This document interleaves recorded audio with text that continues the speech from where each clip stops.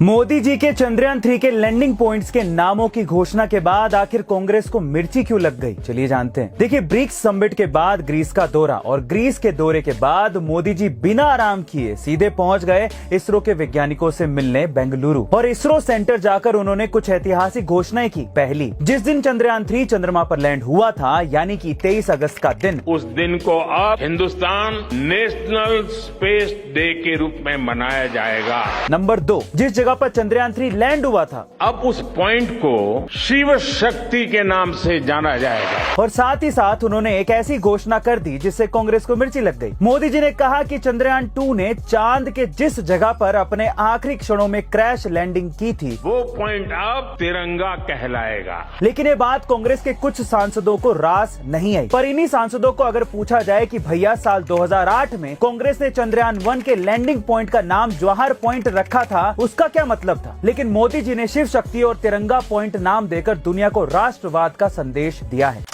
BRICS summit के बाद मोदी जी दक्षिण अफ्रीका से ग्रीस दौरे पर चले गए थे। अब ग्रीस से क्या लाए हैं मोदी जी, चलिए जानते हैं। देखिए, पिछले 40 सालों में पहली बार भारत का कोई प्रधानमंत्री ग्रीस दौरे पर गया है और वो है नरेंद्र मोदी जी।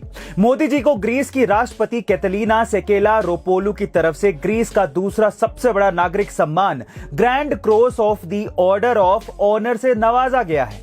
अब मोदी जी बाहर गए हैं तो इंडिया के लिए कोई ना कोई फायदे का समझौता जरूर करके आएंगे। तो इस बार इस दौरे में इंडिया के ग्रीस को ब्रह्मोस मिसाइल बेचने की बात चल रही है। अब इससे भारत को ना सिर्फ इकोनॉमिकली बल्कि पॉलिटिकली भी फायदा होगा। कैसे? देखिए, अगर भारत ग्रीस को मिसाइल देता है तो इससे भारत को आंख दिखाने वाले चीन, पाकिस्तान और तुर्की दबाव में आएंगे, क्योंकि दुश्मन का दुश्मन दोस्त होता है।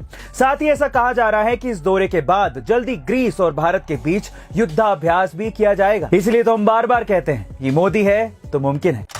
ब्रिक्स सम्मेलन के दौरान मोदी जी ने कुछ ऐसा किया जिसे देखकर दुनिया के सभी देश मोदी जी की तारीफ करते थक नहीं रहे। अब ऐसा क्या हुआ था उस सम्मेलन में, चलिए जानते हैं। दरअसल इस साल हुए 15वें ब्रिक्स सम्मेलन के दौरान ग्रुप फोटो के लिए मोदी जी स्टेज पर पहुंचे।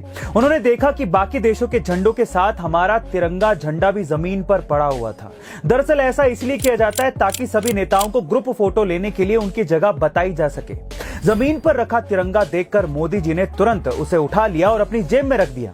उन्हें ऐसा करता देख दक्षिण अफ्रीका के राष्ट्रपति ने भी अपने देश के झंडे को उठाया, पर जैसे ही एक कोऑर्डिनेटर इन दोनों से झंडा इकट्ठा करने के लिए आया तो दक्षिण अफ्रीका के राष्ट्रपति ने तो झंडा दे दिया, लेकिन मोदी जी ने शायद ये कहकर तिरंगा देने से मना कर दिया था कि ये हमारे देश का झंडा है, ये है तो हम हैं, इसे हम अपने पास ही रखेंगे।